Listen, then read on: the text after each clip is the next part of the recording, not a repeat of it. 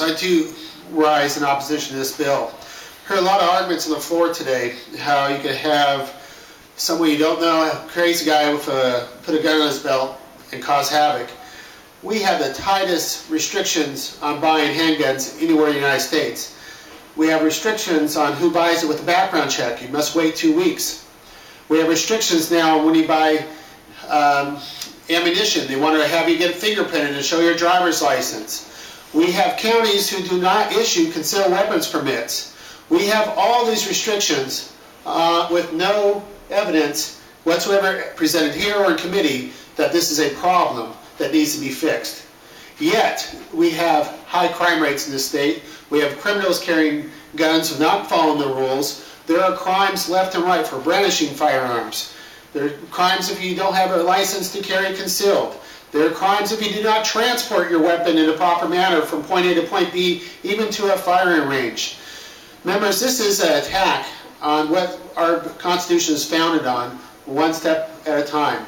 As a private business owner, if I want to put up a sign that says no open carry allowed, like some stores already have, I have the right to do that. If I'm a local government official that says in my city this is not the right way, we could do some things like that too, make some more restrictions. You're putting a statewide law on areas that are not heavily populated. I think sometimes we spend too much time in Sacramento or home cities and we don't know what it's like in most of the area of California that is very rural, that there are reasons to have this.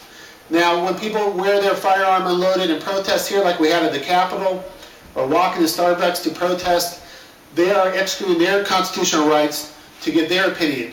Now, we're going to sit there and put restrictions on the demonstrators outside when they pick up sticks or signs that may be threatening in some way. No, we applaud them for speaking out and saying what they feel.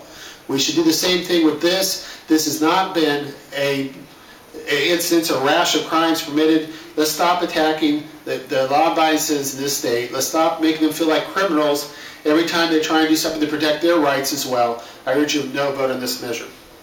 Mr. V. Emanuel Perez. Thank you, Madam Speaker. And members, I'm going to be brief. I have a question for the author. Without objection.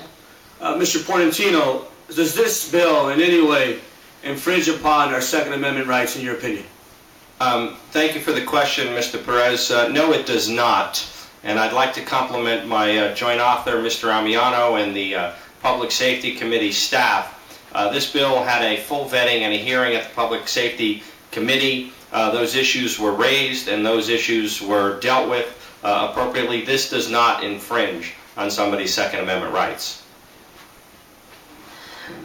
Mr. Jones.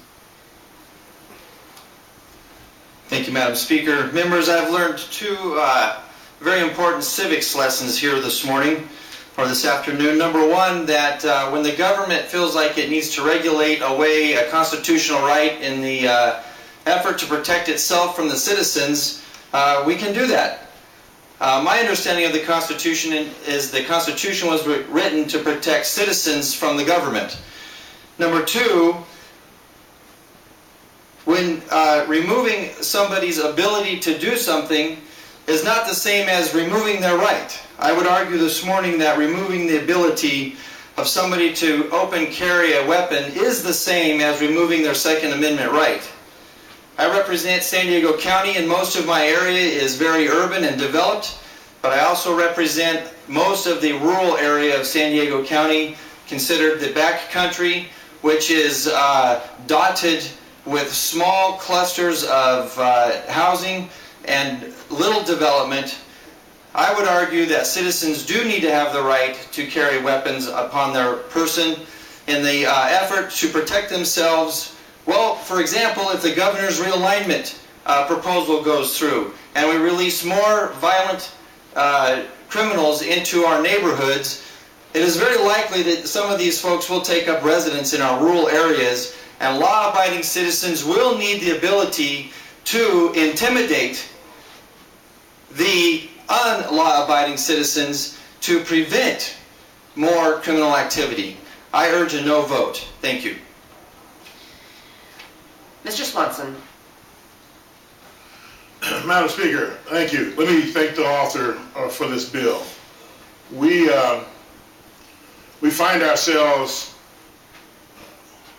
honoring members of law enforcement when they have given their life in the line of duty.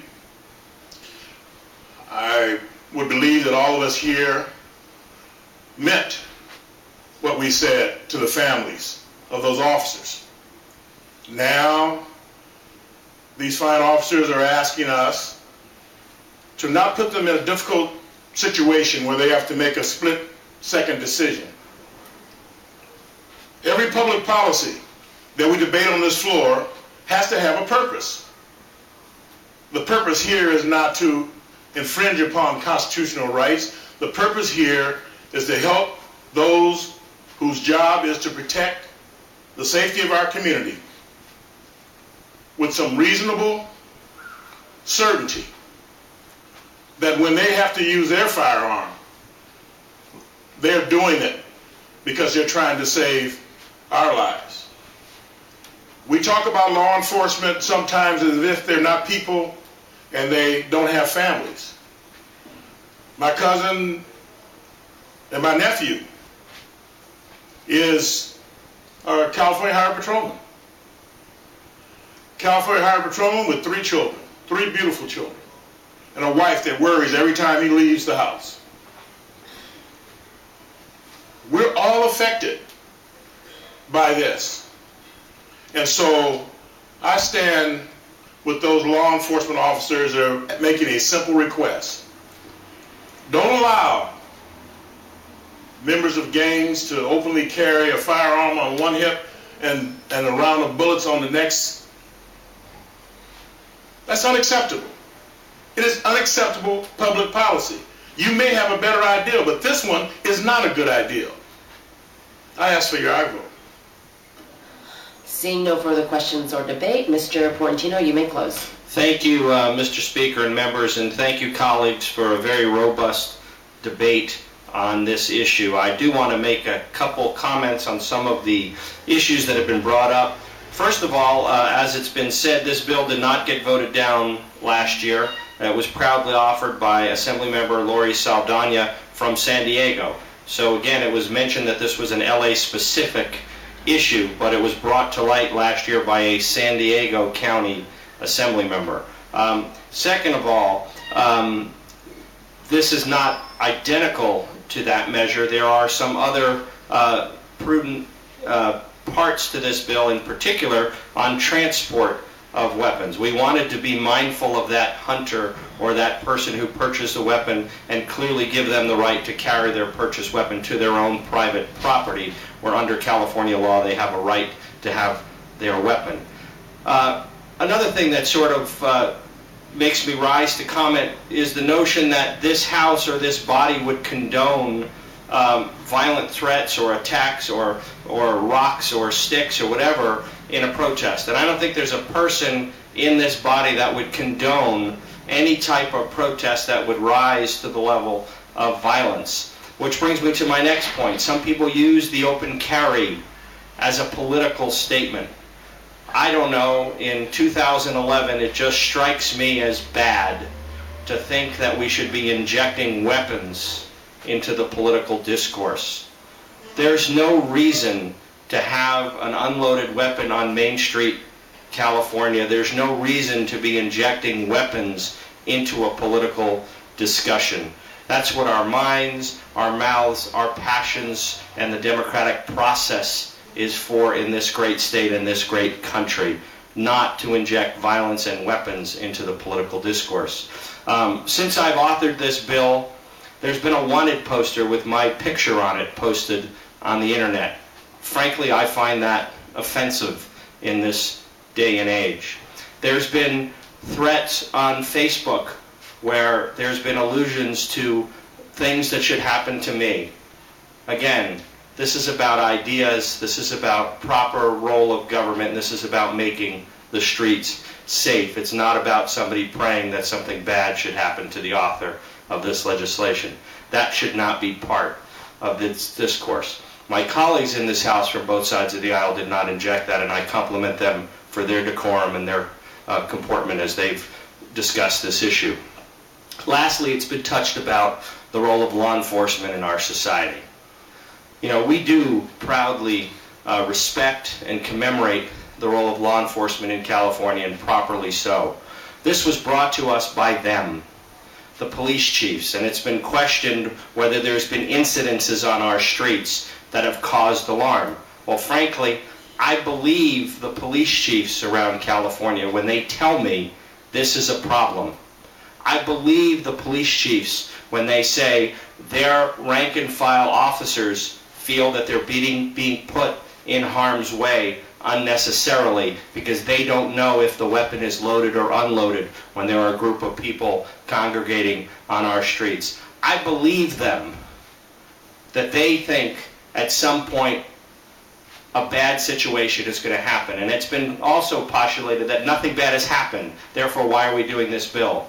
Well, it's our role to make sure that nothing happens before it happens. Because if we don't pass this bill and 6 months from now or a year from now we have some officer or some innocent family hurt unnecessarily, we're all going to sit here and say we should have passed it when we had the opportunity. So, colleagues, friends on both sides of the aisle, this is something that law enforcement asked us to do. This is something that we should do. It's also been talked about limited resources because there's crime on our streets. That's why we should have their attention focused on the criminal, focused on the potential action, and not unnecessarily confronting an open carry activist who's exercising their political opportunity by carrying an unloaded weapon on Main Street, California.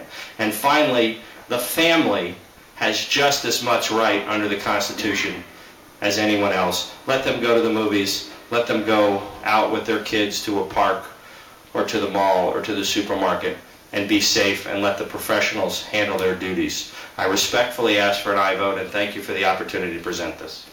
Clerk will open the roll. All members vote who desire to vote. All members vote who desire to vote.